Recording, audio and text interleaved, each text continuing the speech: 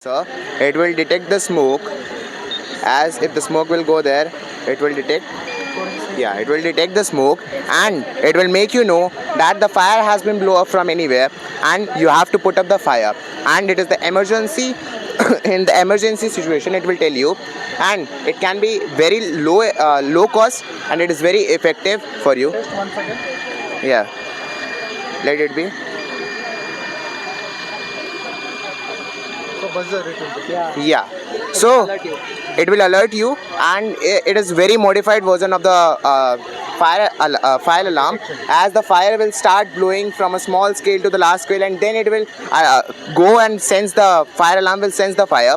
So it is a modified version of the fire alarm. At the smoke will sense, and you will be get the emergency notification as the type of buzzer. How Then much cost it will be? the cost of the maximum will be around the 1500 to 2000, sir.